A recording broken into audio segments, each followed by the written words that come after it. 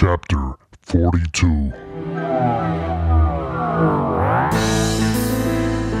You are now listening to the Chapter of the Architect with DJ Architect. What's up, my peoples? My name is DJ Architect. Once again, you know that, of course. I want to welcome you guys to another chapter of the Architect. This is chapter 42. On the phone, I have a special guest. This individual I grew up with back in New York. I've known this individual for a long, long time. We met each other in fourth grade. And, I always wanted this podcast to be something of talking about the music that I love, bringing on individuals who I think are nice on the mic, or whether it's production or whatever have you. And then, having some stories that I kind of grew up with, growing up, whatever different portions of my life. And I kind of wanted to be almost like an audio recap of the special people that I've met in my life. And on the phone this evening, a good friend of mine, Andrew Woodhouse. Andrew, how you doing, my brother? What's up, bro? I'm doing good. How you doing? I'm doing well, man. Doing well. I know we've been trying for a while to get you on the podcast. I know, obviously, you have the family. You've got to take care of business, and sometimes I wasn't available, and we finally were able to get some time to get you on the phone this evening. And listen, I'm happy that you're on the podcast. There's a bunch of stories that I want the world to know regarding yourself and how we came up in Westbury. Before we get into that, brother, so where are you staying at now, man? Where are you at? Where you reside? Well, first, let me just say I'm honored to be on your podcast. You're doing big things. I've been listening to your podcast, all the podcasts you've done, and I mean, it's just great knowing and seeing how far you've come and everything you've accomplished. Right now, I'm living in Upper Montour, Maryland, over here on the East Coast. Went to, grew up in New York, and then went to Hampton University down in Virginia. Was there, and then graduated and got a job right out of college, and moved to Maryland. So I've been here since 1999. Different parts of Maryland, but right now I'm living in Upper Marlboro with my wife and 4 little kids, man. So it's rough, man. Very nice. First of all, thank you for the kind words, man. I appreciate you. Ladies and gentlemen, I met Andrew back in fourth grade in this school we went to. It was called Powell's Lane in Westbury, New York, 11590. Andrew, Yeah. what year you think that was, man? Man, I don't even remember. I mean, it was so long ago. I don't even remember. Maybe 84, 1985, perhaps. Yeah, I was going to say like 84, 85, because I think 86, because we were in Ms. Woodhouse class, I think. Was it 86? I think I was in Ms. Woodhouse class. I want to say like 84 when we were in Mr. Kite's class. Right, it might have been 1984. I first met you in Mr. Kite's class, right? Yeah. So, ladies and gentlemen, Mr. Kite was a Caucasian elderly man, very kind. He had the most beautiful reward system to try to make you a better student. Yes, he did. Yeah, he would, the individuals, the kids, the students, the higher your grade was for that particular test, he would have a reward system where he would give you the pick of the litter of a candy, a bag full of candy. And Andrew, he was one of the brighter students in the class. I wouldn't say one of the most brighter ones. You were right there with me. No, sir. Because I recall I would be one of the few in the last to be able to get some candy, and all that was left was butterscotch or root beer candies. So, I remember sometimes I'm like, oh man, I don't even like butterscotch, man. Uh-huh. And everyone else would get their choice, the pick of the litter, and get like the strawberry, the cherries. And I remember back in those days, the now ladies and blow pops would be popping off. Everyone would get those first. Oh yeah. And I'd be stuck with root beer or butterscotch, along with some other knuckleheads in the class. But listen, man, what are your memories of that particular teacher and that particular grade and class and time? I would say we had a lot of fun in his class. Like Mr. Kite, like he wasn't a strict teacher, but he let you, he met you where you were. You know what I'm saying? Like he never put the kids down or anything like that. He did his best to get everybody on the same playing field. And like you said, like how you talked about his rewards. And I remember one of the rewards was he had that projector. I don't know if you remember the projector in class. And he always let you and I run the projector. And even Ronald, like he let the three of us run the projector. Like we would set it up and then we would play it for the class. And I think, he gave us a lot of responsibility in the class too. So Mr. Kite was a fun guy. Like, even though he was an older teacher, he was a real fun guy. Like we did a lot of games in class, a lot of learning games. So he made the class fun. He made the class very fun. I don't recall the projector responsibility thing, but I don't. But that's why I love having people on the podcast, because you retain a piece of memory that I don't, and I'll retain a piece of memory that you don't, and right. It just adds missing puzzles to the story. But it just goes to show you how much I guess he liked us.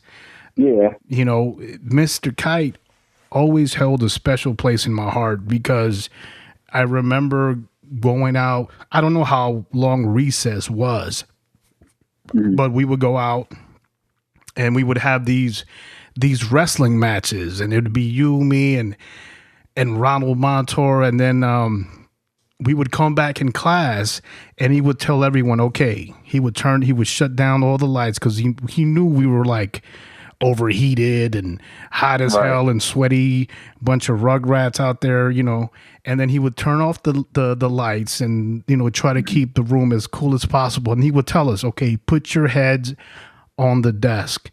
And then he would start to read to us. He would start to read The Adventures of Tom Sawyer.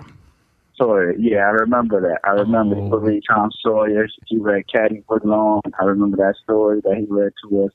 He would definitely turn the lights out. What was the name of that other one? The Adventures. I think it was The Adventures of Caddy Woodlawn.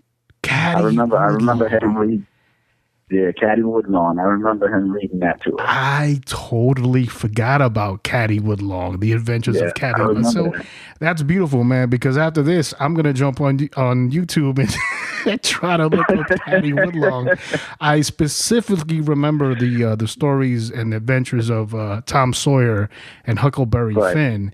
And Injun Joe and Aunt Polly and all these characters. And it's to me, it's the human memory remembers things that, that touch you. And obviously the author was Mark Twain, I believe, if I'm not mistaken, right?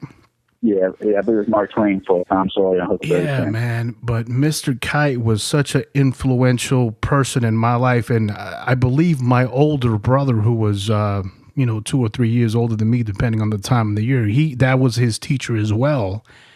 And so my older brother too. My older brother had Mr. Kite as well. Oh my goodness, man! Mr. Kite was such a good teacher, number one, but such a huge heart of a person, man. I remember he taught us, he'd have this like tournament going on, and for recess, sometimes if it was raining, we couldn't go outside, so we'd have recess in the classroom, and he would put the trash bucket in the corner, and he'd have a tennis ball, and then he'd draw a line, and then we would, he would say, okay, whoever can get the tennis ball inside the trash can, and you guys earn some kind of a reward. And It was sometimes candy. So we would have these little tournaments, man. We would just be tossing a tennis ball inside the corner trash can.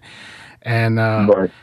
I love and I cherish those memories very, very much, now as a grown man.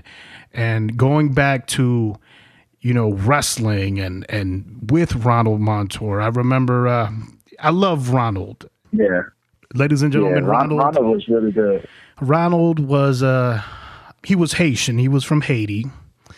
And Andrew is African American, and obviously me being Hispanic Salvadorian, and we would always utilize Ronald as our test dummy. So we would.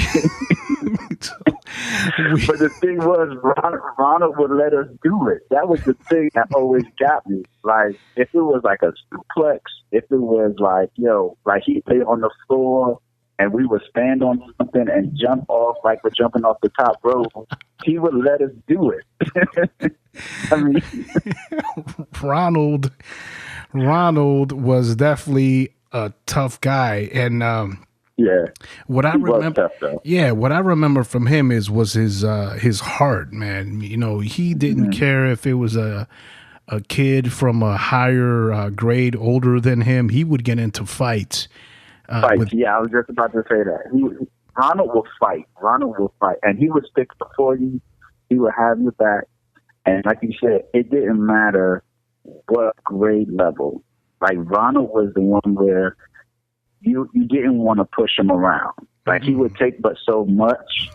But then when it came down to it, he was ready to fight, even if he knew he was going to lose. Mm-hmm. Even if he knew he was going to lose, he would still stand up to somebody and still fight them. Yeah, he had such a big heart and wasn't afraid to throw down with anybody. Ladies and gentlemen, when we were in grade school, it wasn't even junior high. It was like 4th or 5th grade.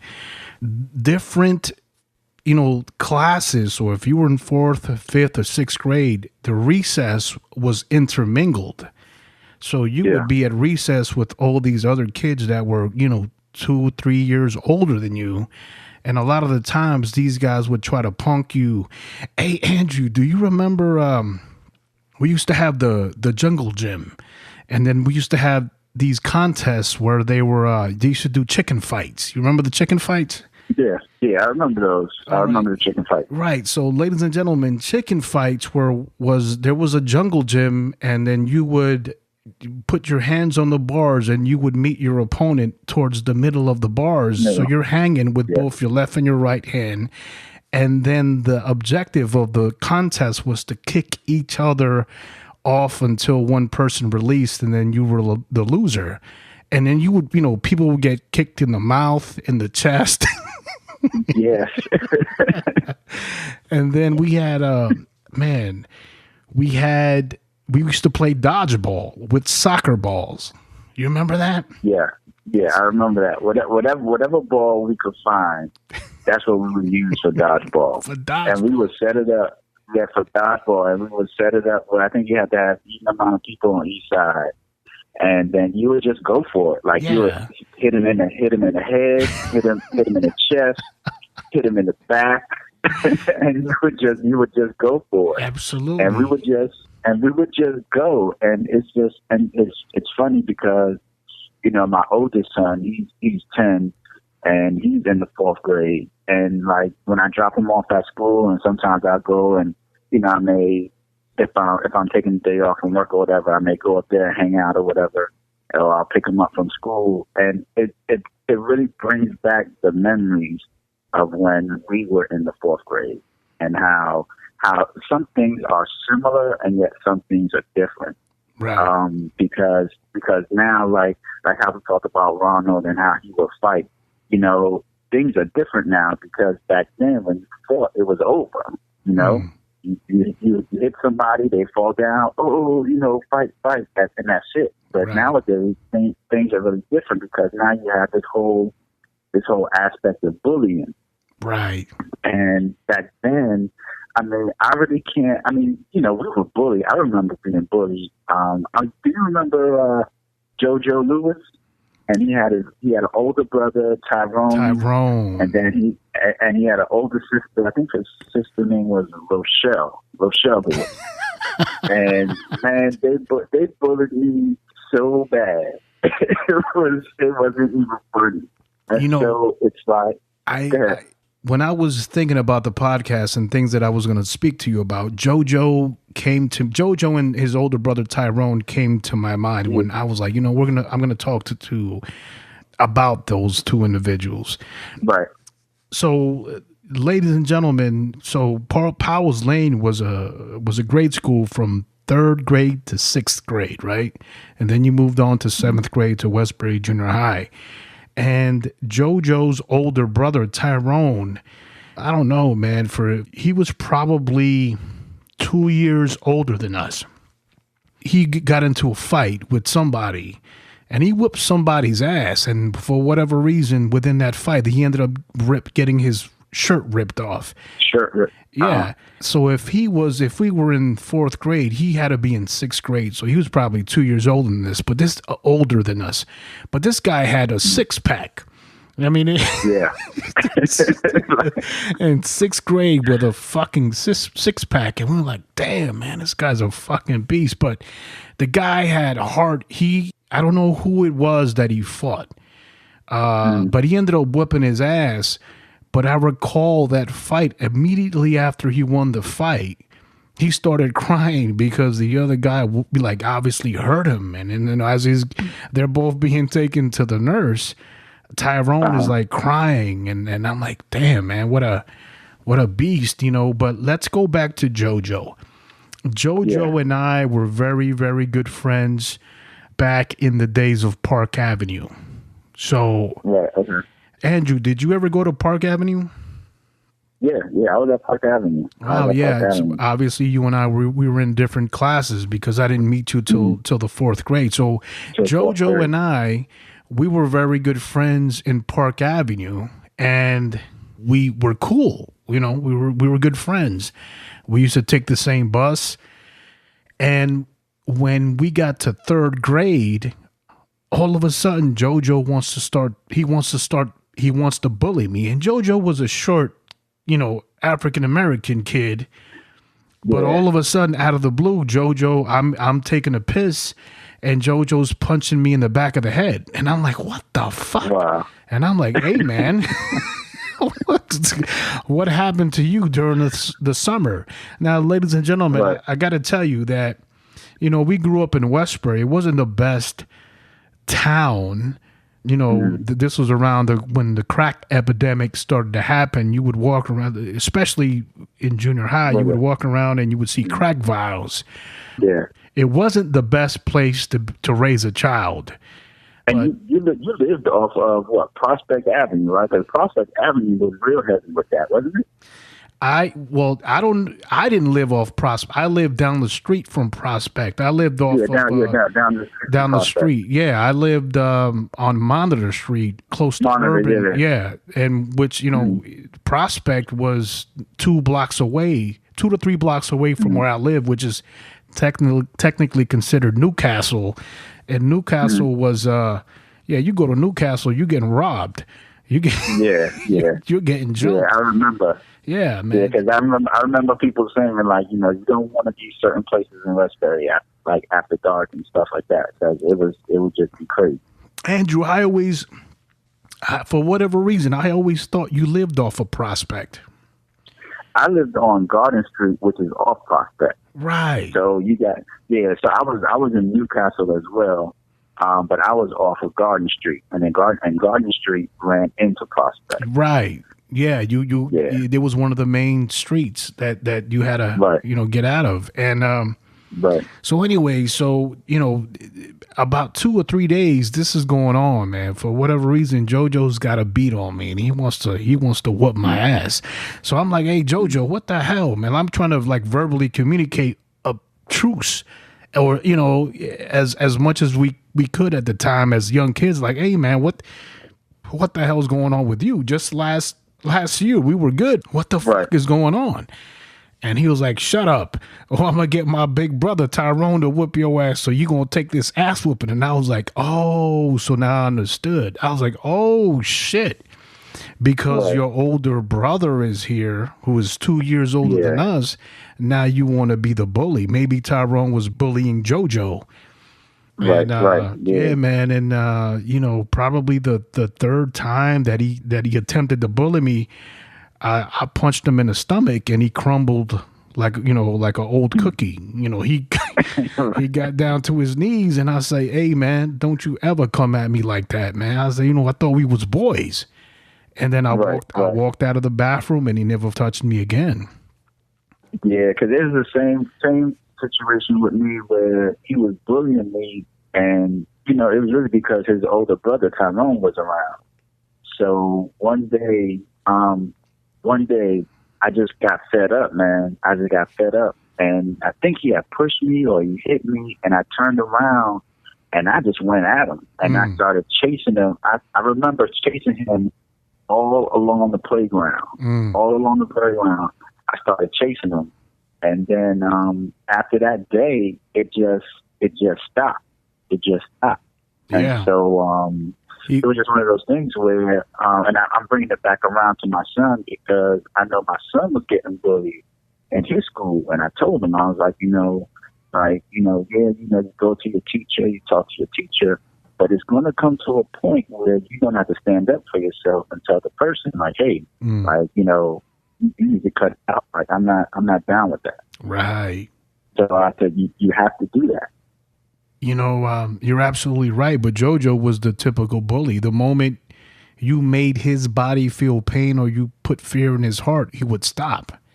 Yeah, he would stop. He would stop. You know, regarding his older brother, Tyrone, who could easily at that time could whoop you and me together at the same time, because we were spaghetti, skinny, you know, kids. But then you got this sixth grader who's cut like Adonis. We were doing dodgeball, and at the time we had ran out of kickballs, so we were using soccer balls. And then one by one, everyone starts to get eliminated. And then all of a sudden, it's me and Tyrone. And this is early in the morning before school starts, before class starts. I don't know if you recall, but we used to have dodgeball matches before school would start. And yeah, I remember. Yeah, man. And then I'm like, man, it's me and Tyrone. You know, we've exchanged a couple of volleys. And then he throws the soccer ball, and the soccer ball, it skids my face. You know what I mean? Because it had rained the night prior, and there was a bunch of mud on the ground, and the ball had mud, and the mud left a dark skin pattern on the right side of my cheek. And anyways, based on that, I was tagged out. I was done. But that skid mark remained on the side of my face for like 2 months, man. Every time I looked in the mirror, I was like, fucking Tyrone. But we grew up with a lot of bullies. Grew up with a lot of bullies. I'll name several. One of them was Leon. Another one was his cousin Joaquin. Remember Joaquin? Uh-huh. And then we had an albino bully by the name of Keith, and he had a sister by the name of Laura. Do you remember them? They were albino. No, I don't remember them being albino. I don't remember them. Yeah, man. Guy had like blonde. He was black, but he had blonde hair and blue eyes. And forgive me, man, but he used to call you Shrimp Roll. You remember that? Yeah, I remember. I thought you came up with that name, Shrimp Roll. Yeah, well, no, I called you Shrimp. I used to call you Shrimp, but ladies and gentlemen, I used to call Andrew Shrimp as a name of endearment because he was always short. but Keith, oh no, I'm lying to you. Keith Murray. I'm thinking about the rapper. His name was Keith Montgomery. Keith Montgomery. Oh yeah. I remember Keith Montgomery. Yeah, because when you like Keith Murray, I remember Keith Murray. I'm thinking about the most beautiful thing in this world. I'm thinking about Keith Murray. No, his name was Keith Montgomery, and he had a twin sister or younger sister by the name of Laura Montgomery. For whatever reason, he took a liking to you, man. with him liking you, and because you and I were, I considered you my best friend back in those days. So he didn't give me no fucking war. He didn't give me no beef. But it was cool, man. The one thing I remember about his sister, Laura Montgomery, is, obviously, like I said, we grew up in the area of Newcastle, which was a bad neighborhood. I don't know why till this day this memory is singed into my memory banks. But growing up, my family was very humble, and it wasn't like my mother, or we had the resources for my mother to get up early in the morning and be like, hey, look, here's breakfast. You know what I mean? So we went out, and whatever breakfast we can get from public school lunches or breakfasts, that's what we got.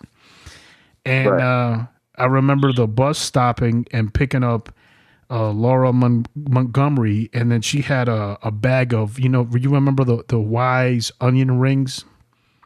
Yeah, I remember that. Yeah, man, and that's what she's eating for breakfast. And I'm like, fuck, man. I'm like, damn, that's an unhealthy breakfast. But shit, at least she's eating. At least she's eating something, right? Right, man. But yeah, man, growing up in that time, there was another bully by the name of Jason Slay. You remember him? Oh, yeah, I remember. Jason bullied. Jason Slay. He bullied me. I remember him. I wonder what he's doing right now. I don't know, man. Jason Slay used to bully a lot of people, but he got his ass whooped by my homeboy Richard. I can't remember his last name for whatever reason, but Richard and I used to walk down the same route to go home every single day. So Richard and I became real cool. And then one day Jason Slay tries to test Richard, and Richard gives this guy Jason's they'd been fighting, and Richard was a much more agile child and was punching him in his face, and he attempted to kick Jason Slay, and Jason Slay grabs his leg. He grabs his left leg, and then like out of the Karate Kid movie, he with his left leg caught and Jason Slay's grabs, he grabs his right leg and he kicks him in the face. Like does like a twirl and kicks him in his face, and Jason Slay out of frustration lets him go, and possibly because of the pain starts to cry, and everyone that had been bullied by Jason Slay starts to laugh and starts to hound him, and he goes crying to the nurse's office because he's got a bloody lip. But right. After that, Jason Slay didn't with a lot of people, man. But we grew up with a lot of bullies in New York, man. And you had to go for yours. If not, you'd get bullied. It was like you were in your own mini prison. People would test you, and you had to punch people in their face or in their stomach. If not, you were going to get bullied. Real quick, man, let's talk about Ronald. Let's go back to Ronald Montour, man. What do you know about Ronald after, obviously we went out to junior high and high school, man? What did you know about Ronald Montour, brother? I remember when we got to junior high school, because it seemed like once we got to junior high school, I know we all kind of split up a little bit, and I don't know if it was the crowd Ronald hung with. I know he wasn't kind of the same Ronald. Well, I think by the time we got to junior high school, to me, it wasn't like the same Ronald. Hey, let me ask you something, Andrew. Yeah. Because I've always wondered about this. I mean, obviously, when you're a child, you have one mentality, right? But to me, I consider you one of my closest friends, man. But all of a sudden, we go to junior high and then into high school. And then the crowd that we were in completely just separates and fragments. I've always wondered what it was. I think it was a situation that because of the different classes that we had taken, and I'm just not talking about you and I, but there were other individuals that we grew up with. For example, the light bulb twins, Kevin and Keith Brooks, Kevin Thomas. Yeah, we grew up with who else? Kim Grenard. Kim Grenard, Alicia, I can't remember her last name. I want to say Alicia Powell. You know her last name. I can't remember her last name. Yeah. Shanika Vineyard. Shanika Vineyard, yeah. Felicia was another goddamn. She was a female, and then Keisha Boyd, and these are females. They working bullies, There were females that grew up on Prospect in Newcastle. What was my point, man? But there was a separation from being growing up in grade school into high school, man. And I always kept you in high regard, but I think the separation happened because of the different classes that every individual began to take, and a lot of it had to do with IQ. And I'm the first person to say that, hey, look, man, I wasn't the brightest. But the separation and gap between you and the other individuals that we grew up with. I mean, obviously, you guys went on to higher IQ classes and left myself and other individuals that we came up with in lower IQ classes, and the separation it happened. And I recall being in high school, and you and I we were still cordial. But we didn't have the same contact because now you had a different lunch period than I. And right. You know what I'm saying? So we just naturally, the group that we came up with just naturally separated. And and same here, because it was like, I mean, in elementary school growing up, like, you were my best friend. I still consider you my best friend.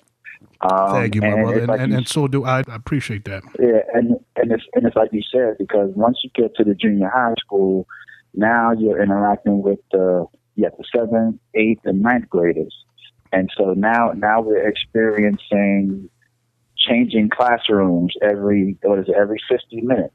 I think it's every 50 minutes, every hour, or something like that. Now we're experiencing changing classrooms, and you got new people in your class. Because now when you get to junior high school, remember, we have Powers Lane. Junior high school was a mixture of the kids who went to Powers Lane and the kids who went to Drexel. And Drexel. Right, exactly. Right. So now you're among all these other kids who went to a whole another school. Go ahead. It's funny you say that, because I still remember kids that I went to school in Park Avenue that I hadn't seen in years while I was in Powers Lane. And then we went to Westbury Junior High. And then I'm seeing people like Wilson Bello, who... Right, I remember Wilson. Yeah, who in Park Avenue, him and I were really, really good friends. As a matter of fact, he's got a photograph of him and I riding a camel. His mother took a photograph of us riding a camel at the Bronx Zoo. And then another individual is Luigi Piscatelli, the Italian kid, right? So I remember Luigi. Yeah, so all these individuals that I went to school with in Park Avenue, I hadn't seen in Powers Lane. All of a sudden, I see them in junior high, and I'm like, "Hey, what's up, man? What the fuck you been up to?" And now we went to Drexel, and all of a sudden, yeah, you're right. There you have a different mixture. You have more people, more population, and then you start to.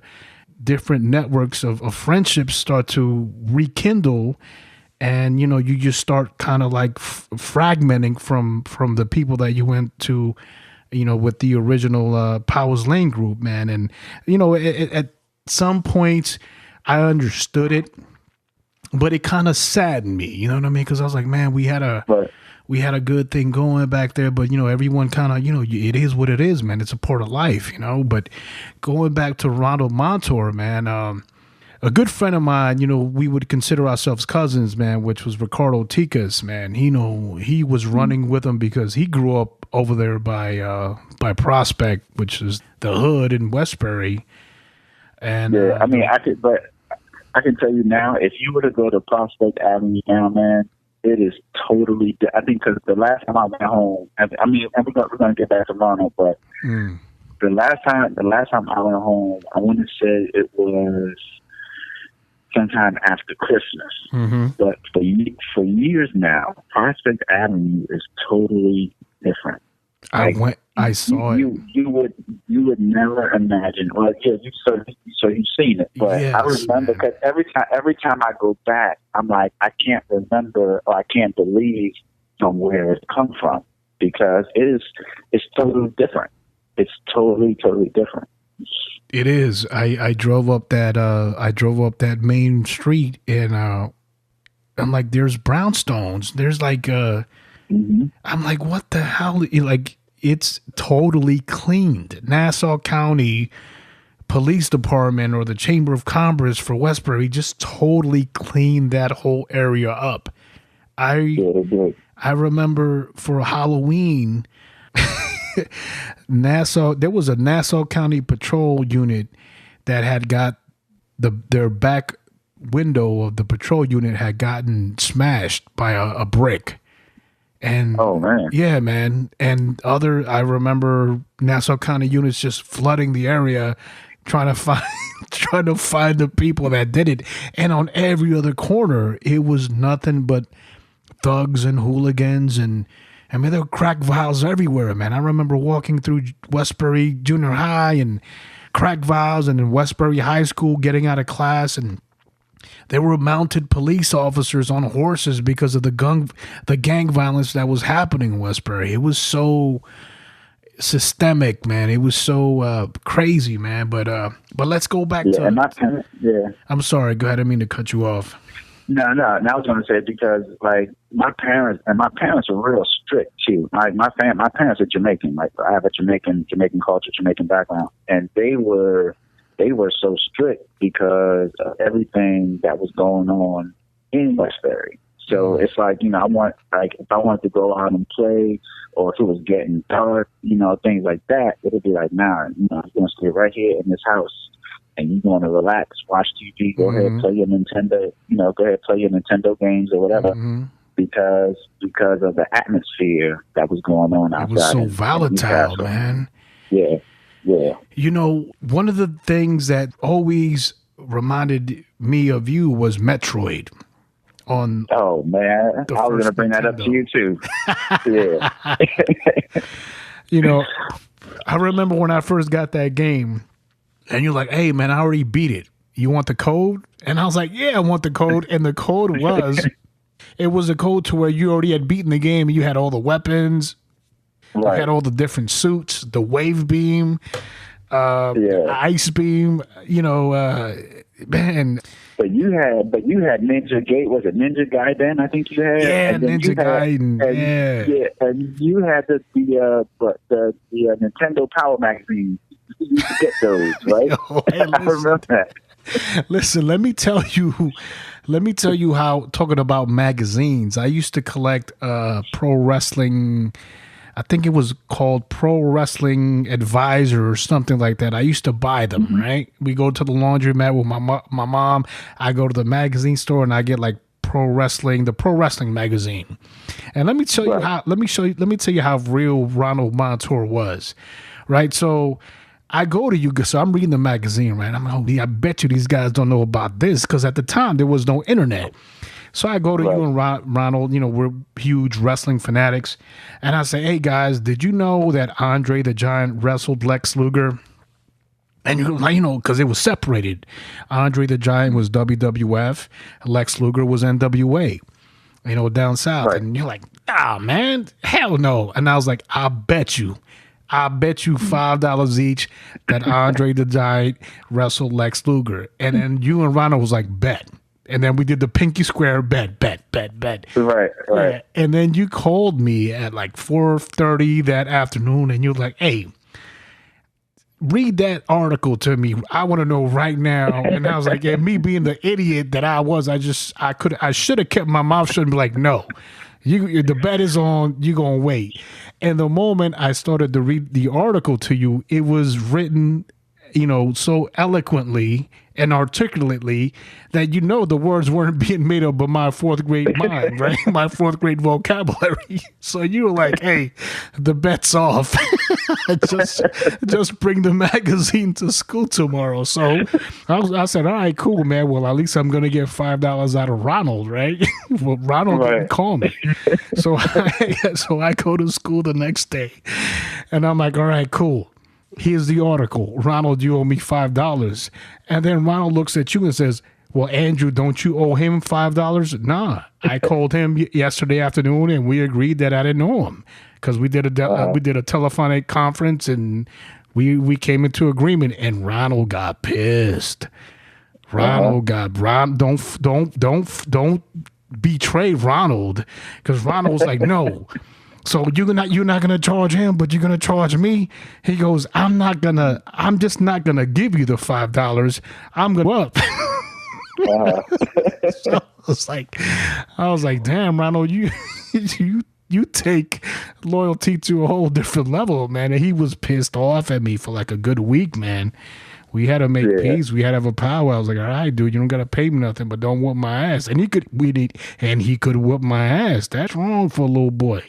Yeah, it's like to me, Ronald was like the Hulk. Like every time you hit him and he get angrier, he would get stronger. Yeah, man, and he would start to cry.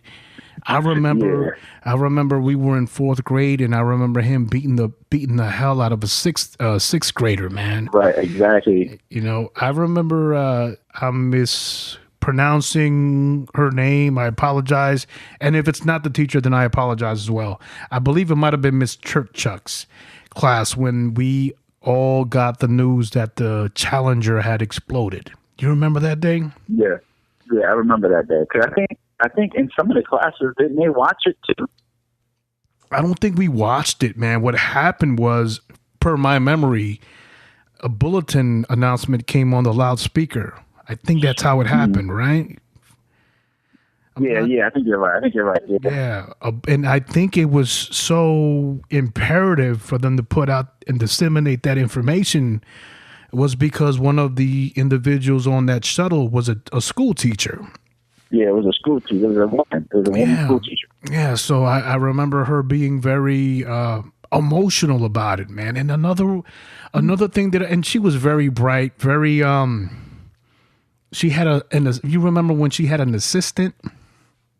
Mm-hmm. And her assistant was very pretty. I wasn't going to tell the story, but to hell with it, man. Kids are going to do what they're going to do. Go ahead. Yeah, kids, we're grown men now. Kids, they're going to do what they're going to do. Her assistant was very pretty. She was, I guess, attempting or trying to become a school teacher. So, you know, our teacher was, you know, showing her the ropes and the whole nine. So we're in the library, and this broad was pretty, man. And she had a skirt. So me, you, and Ronald, we would get close, adjacent to her. Then we would make pretend that we're getting the lower library books out of the library, but at the same time, we're trying to sneak a peek up her skirt. Yeah. we thought we were slick, man, but after that day, she came to school with pants, and we're like, what the hell, yeah. man? Obviously, she picked up on it. Yeah, yeah, her, or you know, she was like, these dirty bastards. Trying to look. Hey man, that's what happens when you have a crush on a teacher. That's what happens when you have a crush on a teacher. Hey man, do you remember? We ended up getting tasked with creating and writing a story, and you and I and Ronald got together. And we created some kind of contra story where me and you were like some special forces. Yeah, and then Ron alien, and his name was Minolta. But we always did that to Ronald, though. We always gave Ronald the part. Hey, man, you know, the sad thing about Ronald, man, was, you know, going back, you know, my cousin, you know, Ricardo. Yeah, man. He said that he got killed, man. He said that he got killed by a train out in Long Island. I heard the same thing. Yeah, man. The rumor is that he jumped in front of a train. You know, the funny thing is that I had interactions with Ronald in high school when I had moved to Uniondale because I worked for United Artists movie theaters out in East Meadow. And he worked for the drive-in out in Westbury. So from time to time, he would come out to East Meadow to our movie theater to pick up popcorn because their popcorn machine maker was broken. And so we would, you know, communicate at those particular sporadic moments. And I'm like, hey, man, what have you been up to? Blah, blah, blah.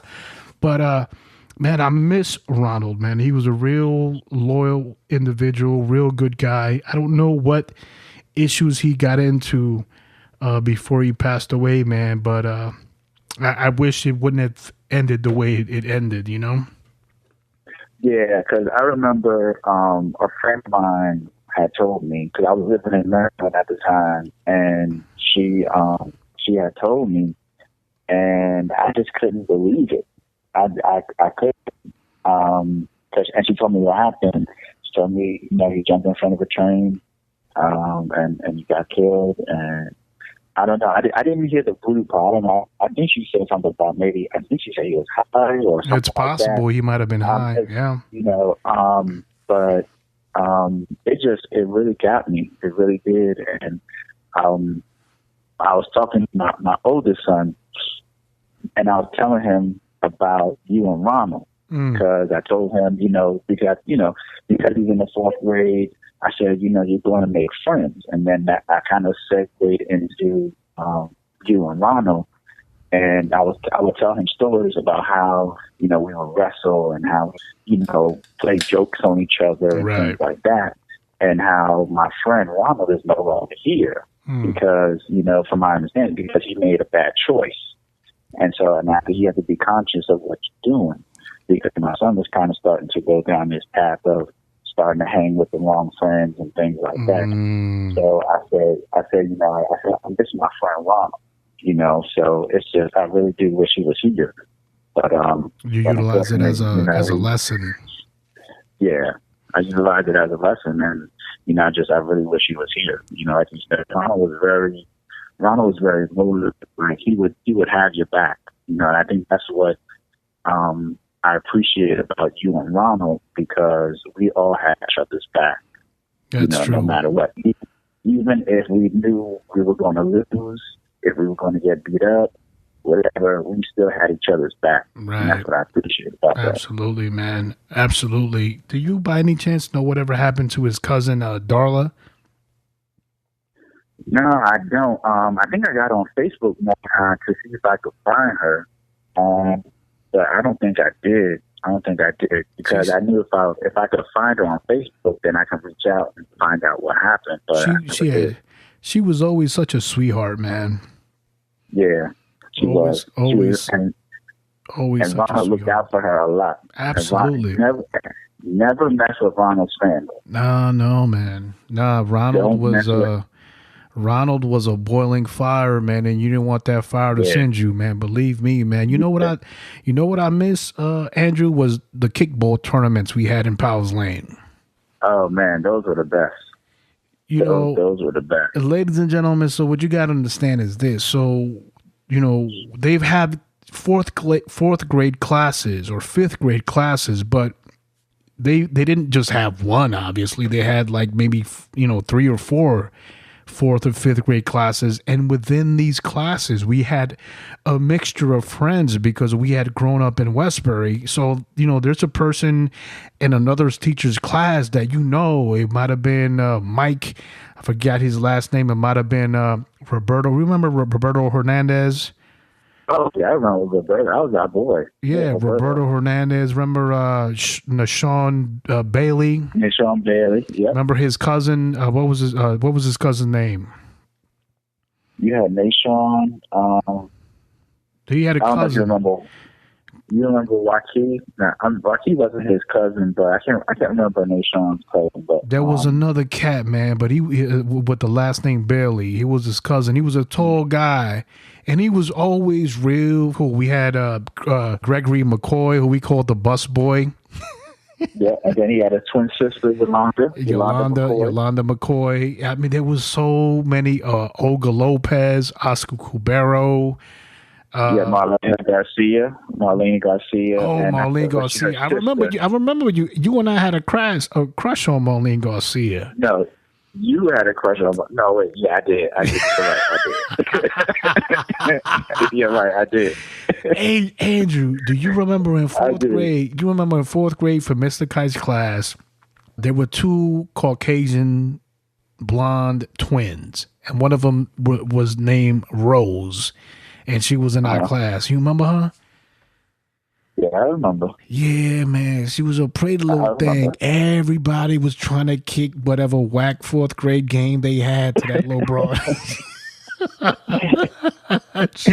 I remember. She was so But pretty. you were like in Olga, weren't you?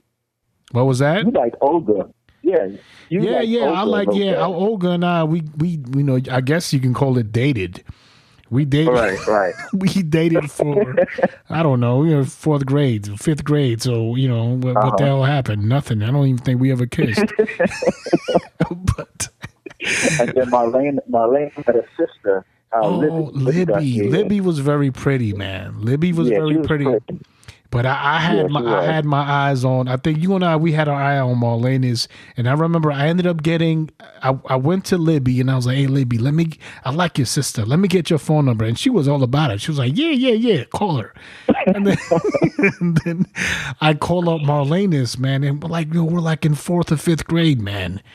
And this is the time where Growing Pains was like out and about. And you remember Growing Pains with Mike Seaver? Mike Seaver was a cook. And I was like, I'm going to use this persona to pull this game. Watch this.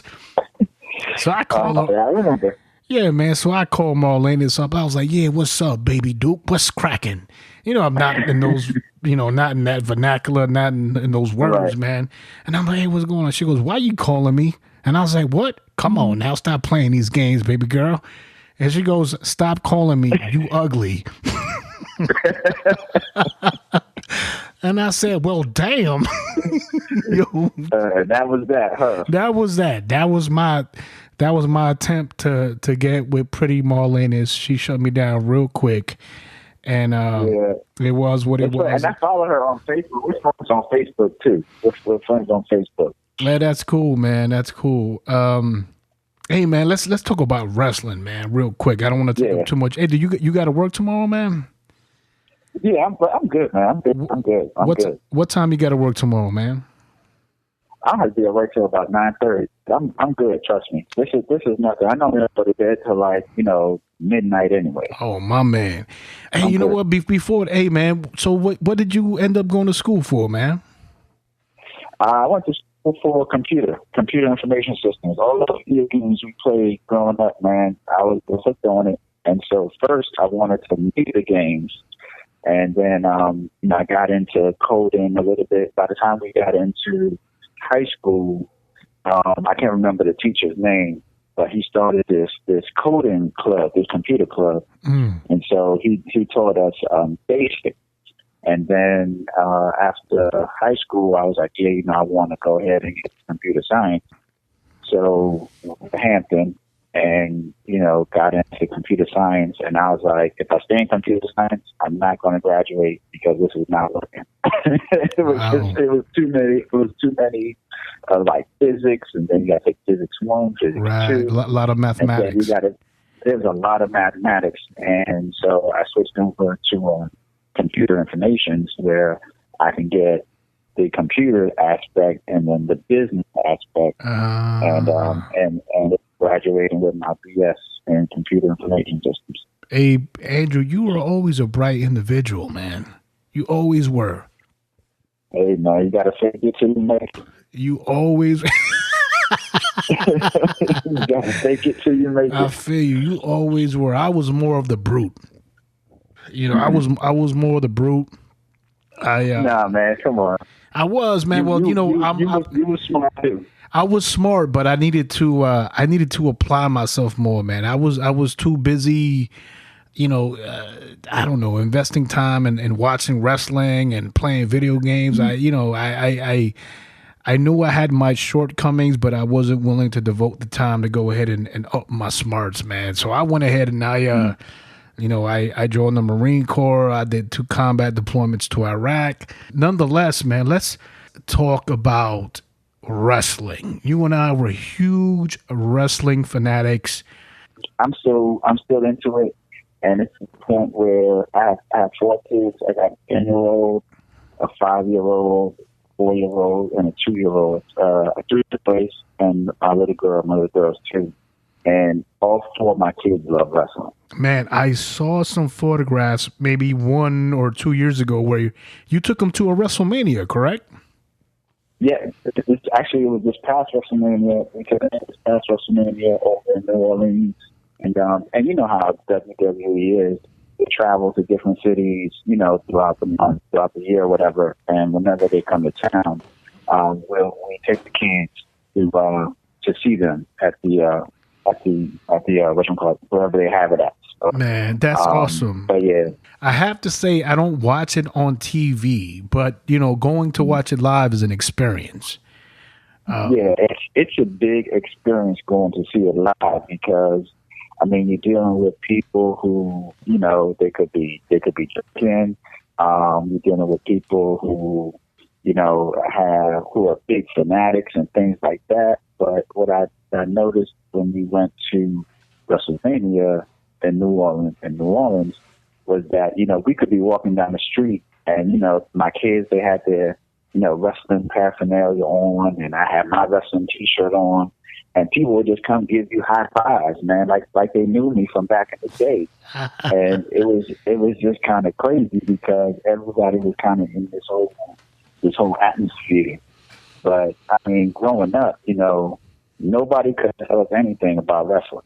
Like, we can go and we can talk about Hulk Hogan and Big John Studd and Andre the Giant and everything. Sting, everything. Oh my goodness, man. Let's go back to it. Let's ladies and gentlemen, if you don't care for wrestling, then I don't give a damn. But we're gonna talk about wrestling back in the 80s with the NWA and when WWE was considered the WWF.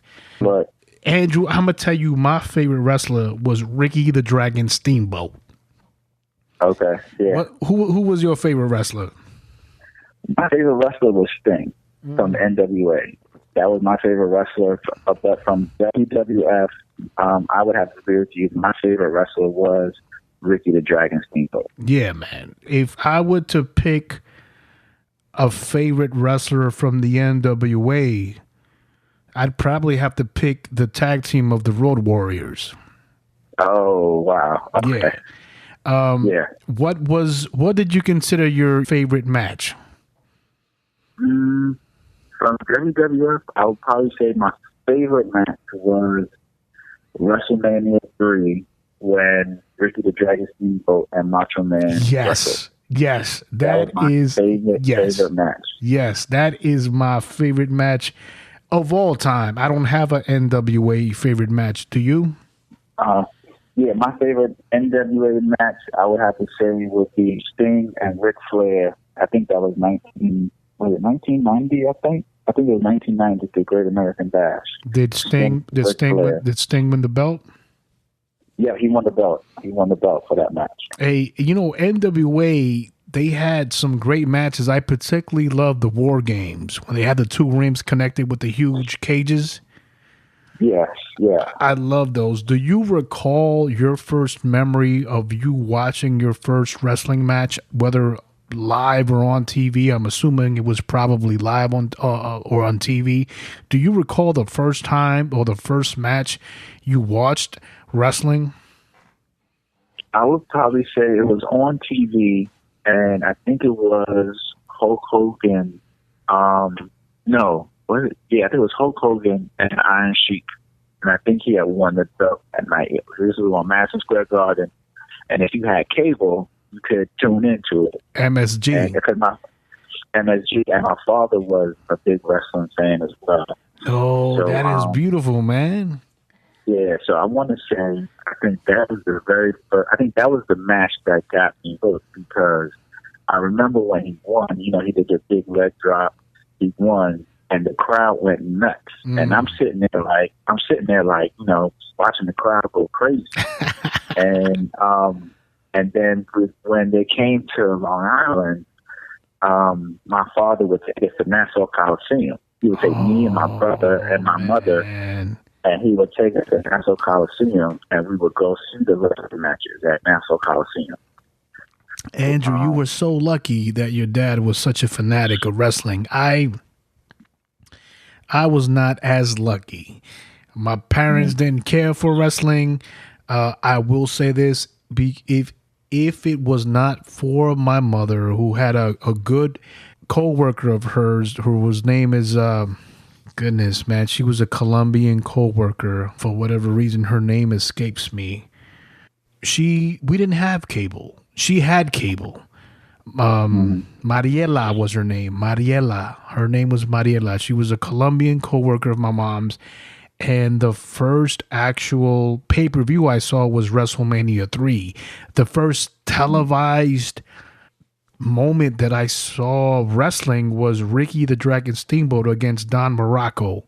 And it was like, yeah, it was like a regular match. And I was at the moment I saw that, I was hooked. And then I remember on Saturdays at like 1 o'clock on WPIX channel 11, you could see the NWA. And I noticed the lighting was very different. The stadiums were very different. I was attracted to it because you had people like Dusty Rhodes, and you had people like the Road Warriors, and Barry Windham, but the lighting was dim. The people watching it were extremely small, but then you would watch a product like the WWF, and it was a much more polished product. You would see and matches that I loved. I loved watching the Bulldogs, the British Bulldogs. I thought Dynamite Kid was an extraordinary wrestler. Yes. For a fact, I know he's an extraordinary wrestler, but unfortunately, he paid body-wise. He paid for a lot of the athletic things that he was doing, especially in Japan against Tiger Mask. But I love watching the Bulldogs against the Dream Team, who were Greg the Hammer Valentine's and Brutus Beefcake. And then, of course, against the Hart Foundation. The Hart Foundation being, you know what I mean, Bret the Hitman Hart and Jim the Anvil Neidhart. I loved watching the British Bulldogs performance. And then soon after that, Bret the Hitman Hart, he comes into a singles career, and then he does great things, as a champion. But back in those days, I recall another great match was Tito Santana versus Greg the Hammer Valentine in the steel cage match, where Tito Santana wins the Intercontinental Championship. Right. And then at the Boston Arena, where Macho Man Randy Savage sucker punches Tito Santana with some kind of foreign object and wins the title from Tito Santana. And then everyone had a crush on Miss Elizabeth, man. Oh my goodness. Oh yeah. And I think what it was that wrestling, it drew us in because they had the stories, and you had the good guy, the bad guy. And then, it drew you in with everything. And then you had Jake the Snake Roberts. Oh my God. Oh my goodness. And then he would do his DDT. And then after he did the DDT and pinned the person, he would get his bag and pull Damien out and just throw the snake on the person. And then, I don't know if you remember when it was Jake the Snake and he wrestled Macho Man Randy Savage. And then and that Macho Man got caught up in the ropes. Oh, and the snake bites him. Snake out, and the snake bites him. Yes. And then and it draws you in. Wrestling was definitely a big part of our childhood. Andrew, one of the guys that I despised when I was a young buck in a place to be was Ric Flair. I hated Ric Flair to my bones because every single time I wanted Lex Luger to beat him, or Barry Windham to beat him, or Hawk to beat him, or Sting to beat him, he would kick out, and here comes the Four Horsemen, and some treachery was going to happen. And I was like, God damn it. Right. But now, as an adult, I appreciate his performance. Listening to him on these documentaries, now to this day, like, I'm not going to lie to you, maybe 4 to 5 times a month, I'll pop in the Four Horsemen documentary, the Ric Flair documentary, the Ricky the Dragon Steamboat documentary. I'll be cooking, and I know it's going to be a long, okay, I got to cook spaghetti. It's going to be quite a while for me to get this food done. I'll pop in a Four Horsemen documentary, or I'll pop in NWA documentary. And I love listening to Jim Cornette, the manager of the Midnight Express with Bobby Eaton and Dennis Condrey, or after that, the Dennis Lane. He's got a podcast on YouTube, and you can listen to that podcast if you don't know, the Jim Cornette Experience. So who else? Stone Cold Steve Austin has another podcast. So I listen to all these individuals' podcasts. Aside from Jim Ross has an excellent podcast, and he's such a great commentator, man. But all these, just the memories, man, that I remember of me being a kid, of hating Ric Flair, and now listening to him now, and his near fatal situation that happened, a year and a half ago. I'm like, Hulk Hogan was bigger than life, but Ric Flair was the real deal. Without him, the Four Horsemen wouldn't have been the thing that it is. Let me ask you something, man. I know this is a bit controversial. What do you think of Chris Benoit? As far as a wrestler, I think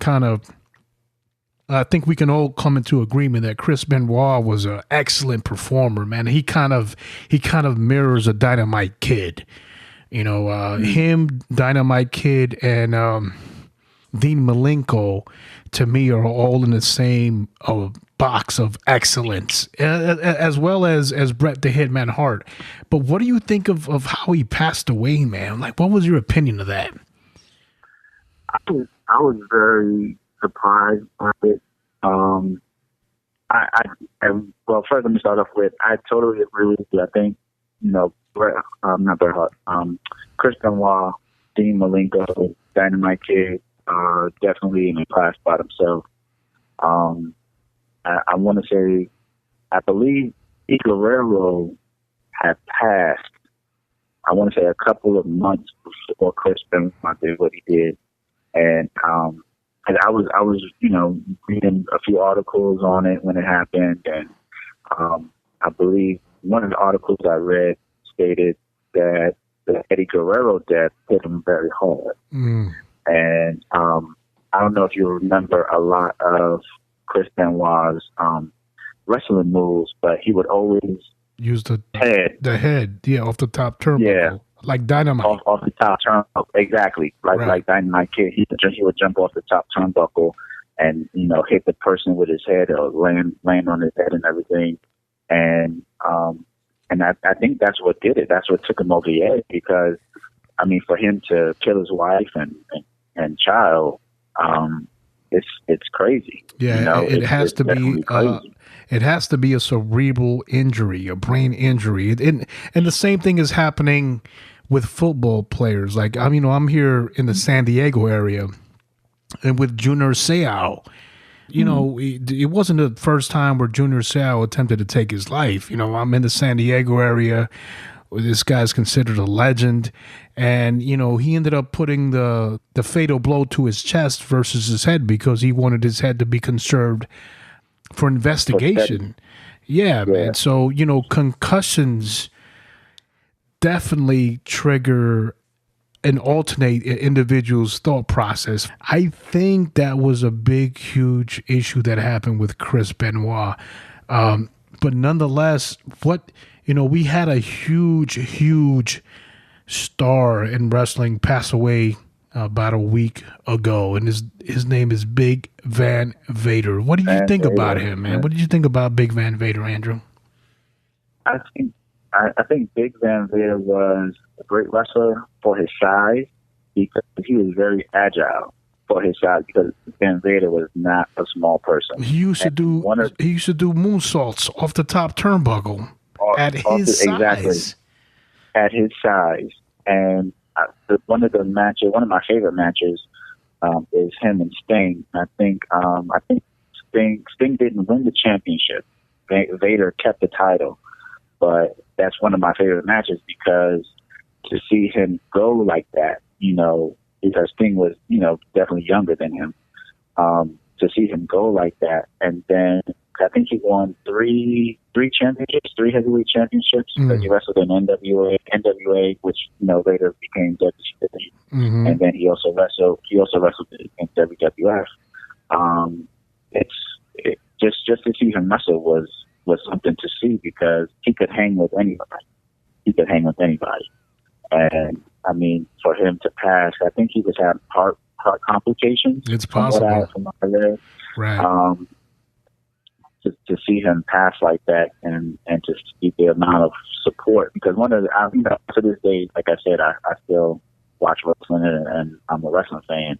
I'll get on the internet and I'll look at the blogs, things like that, and what I saw was a lot of the wrestlers, reminiscing about Vader and watching his matches and how Vader influenced them. I agree. It's sad to see, him pass, but it's definitely something where you can go back and relive some of his matches. Like you say, like I have like the Four Horsemen documentary. I got that, and some of the other documentaries. I may pop that in and things like that and watch it. One of the documentaries I did watch on ESPN. Because you brought up Ric Flair. When Ric Flair the did 30 that, for 30, his 30 for 30 was beautiful. 30. Yeah, it was great, and it kind of takes you behind the scenes of everything. Thank you for bringing that up. The 30 for 30. I had made a mental note of it while I was watching it, and I was like, you know what, I got something to say for the podcast that I'm going to do with Andrew Woodhouse. There were several things that were said from Triple H and Shawn Michaels that were unnecessary. For example, and then I believe there was an MMA fighter that was like, hey, look, you can't live your life as a child. You got to grow up one day.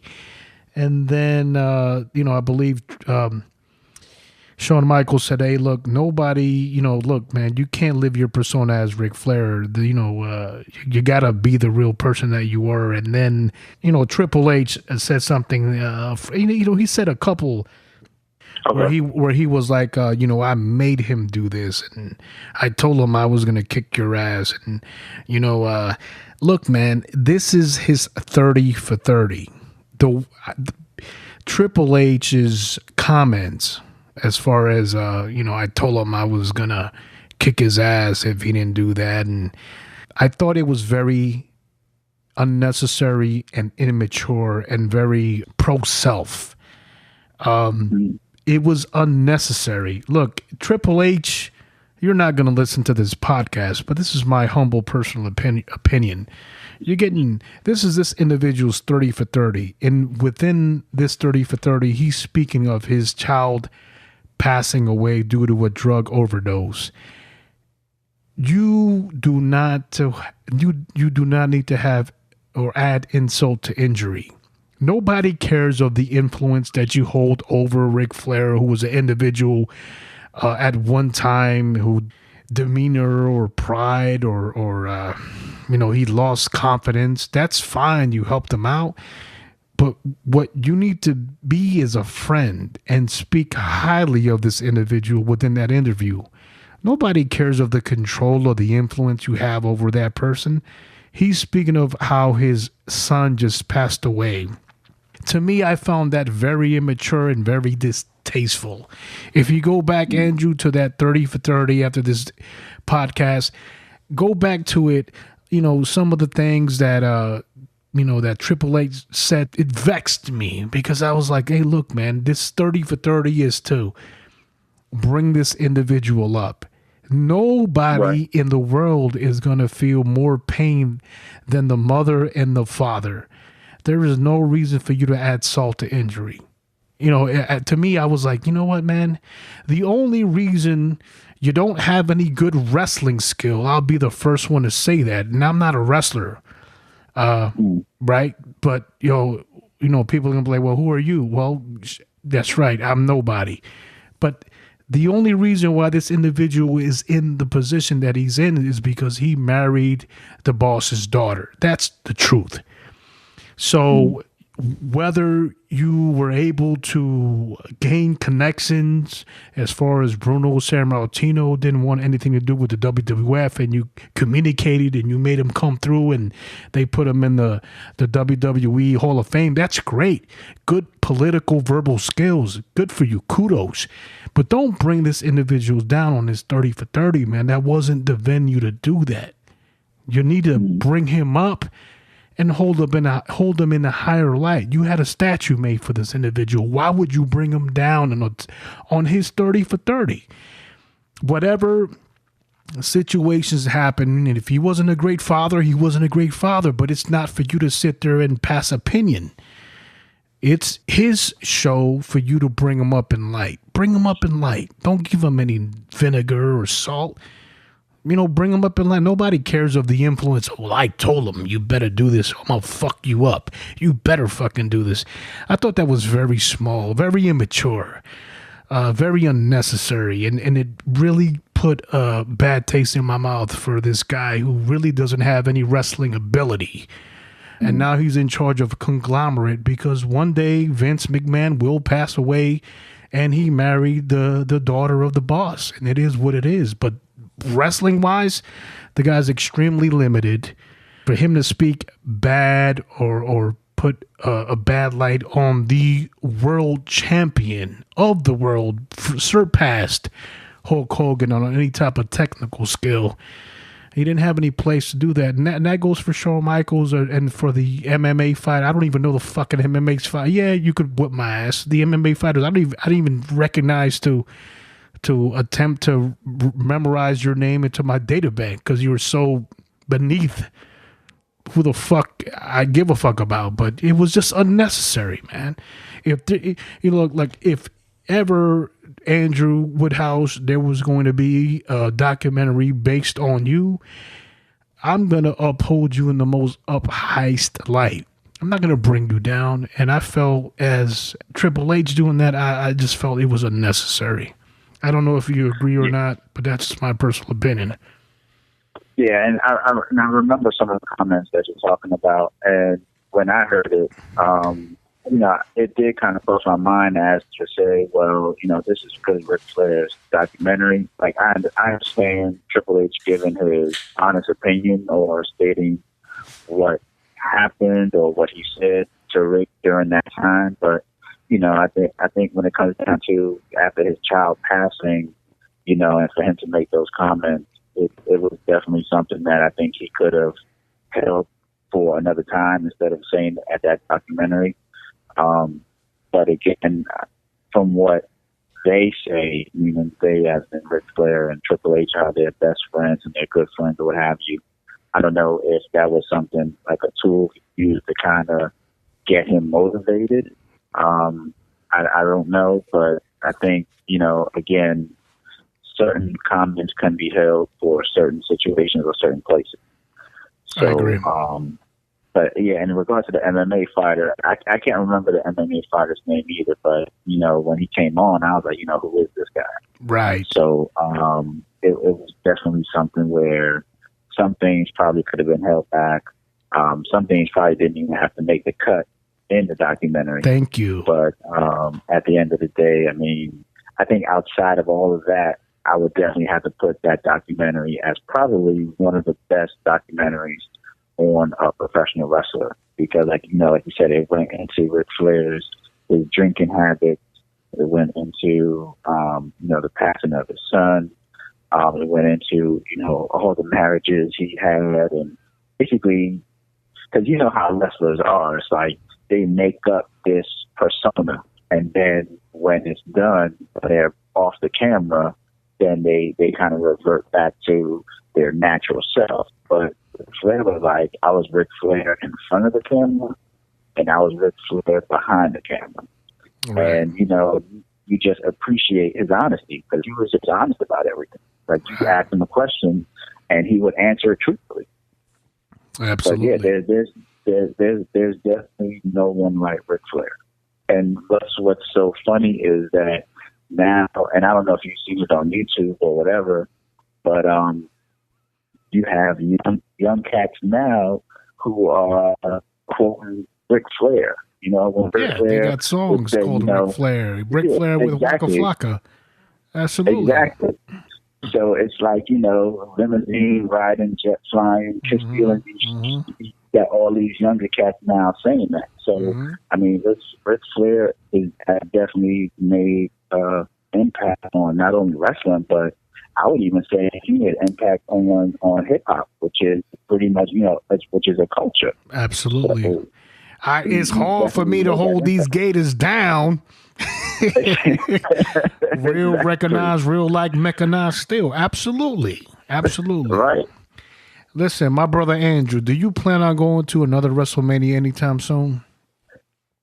I do. I think we're trying to go to the one because it's going to be it's to be in New York.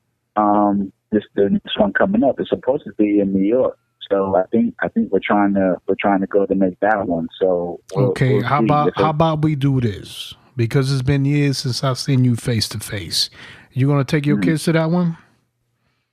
Yeah, I'm definitely gonna take my kids to that. Yeah. Okay, look, how about we do this? How about we do this? How about I meet you out there? We sit next to each other on a WrestleMania in New York, and we eat some Jamaican beef patties and some delicious food in New York. How about we do that?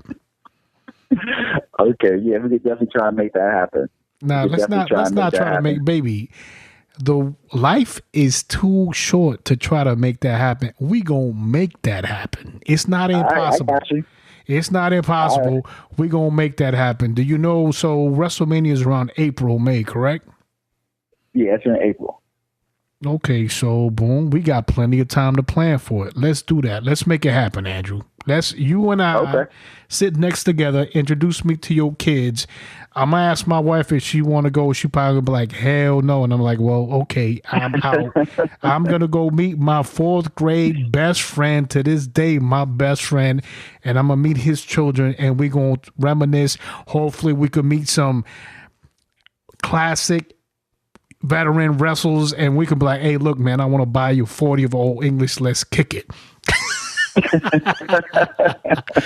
Let's make that happen, Andrew, and then we'll take photographs and the whole nine. That'll be something to remember for the rest of our lives. Let's make that happen. All right, cool. We'll make it happen. Listen, Andrew, it's been a pleasure. Thank you so much for your time. There's a couple names that I want to mention before we get off the air. Listen, I thank you so much for your time. I'm sure you have to go work tomorrow, but look, there are several individuals that I want to thank that helped raise us. Mr. Kite, he was an elder man when we first met him, but I guarantee you this individual had an impact, not just on myself and Andrew Woodhouse, but his older brother as well as mine. I don't know how many countless students he raised and gave, inspiration and pride and to be productive peoples within the United States. That individual needs to be stated. Mr. Kite, Miss Ravinsky, another fine female teacher. For whatever reason, Andrew, I could always remember her saying, when she would use an example of a female, Susie Q said this, Susie Q did that. Do you remember? She would always say, Susie I remember. Q. I'm like, damn, is your daughter's name Susie Q?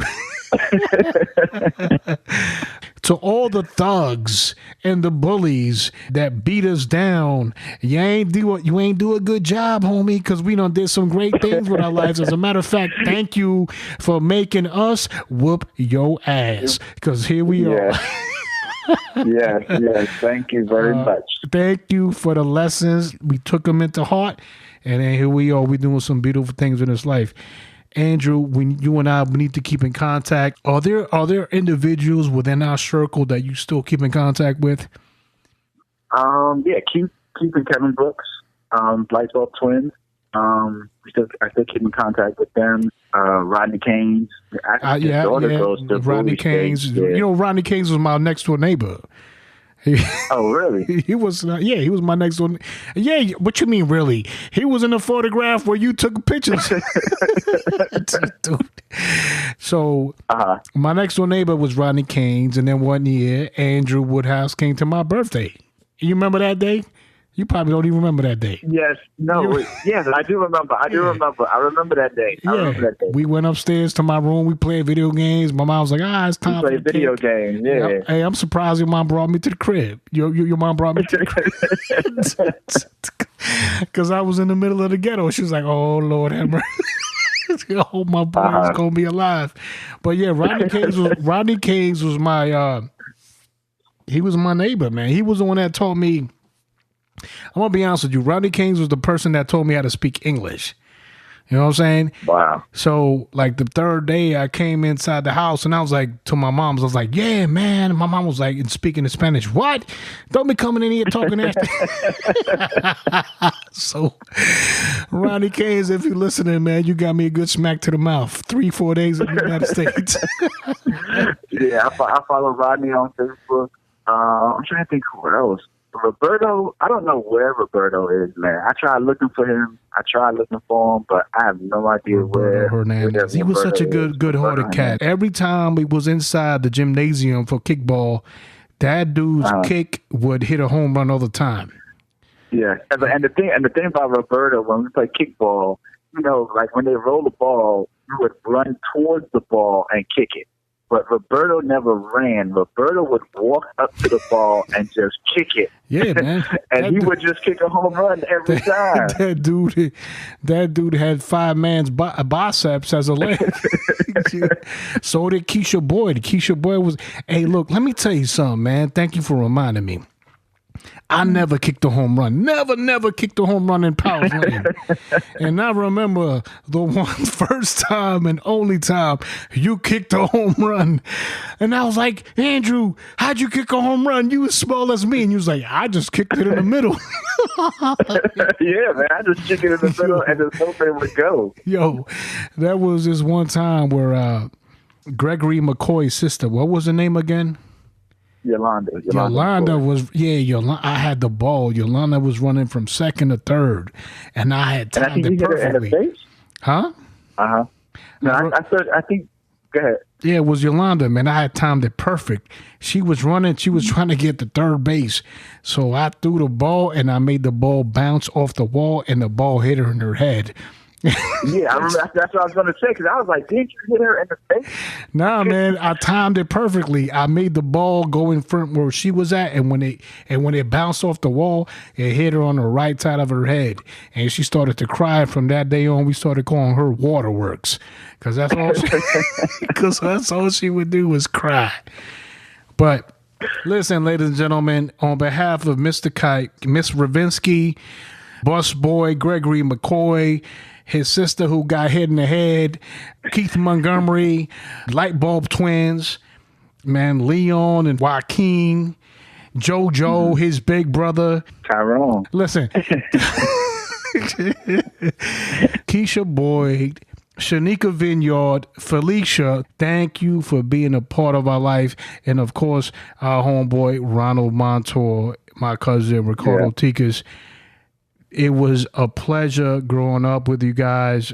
I wouldn't have it any other way. You guys were a part of what made us what we are. You guys thickened our skin, and you guys gave us knowledge and gave us love in our hearts. And on behalf of my true good friend, Andrew Woodhouse, this has been chapter 42 of the chapter of the Architect. Andrew, I love you so much. Let's make that WrestleMania trip happen, my brother. I'd love to be there with you. I'd love to meet your children, kick back, have a couple of beers, and enjoy some wrestling.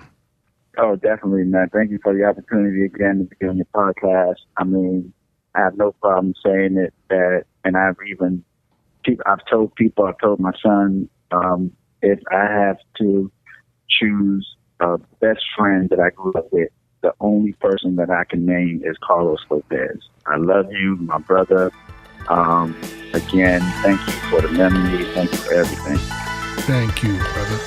DJ Architect out. DJ Architect.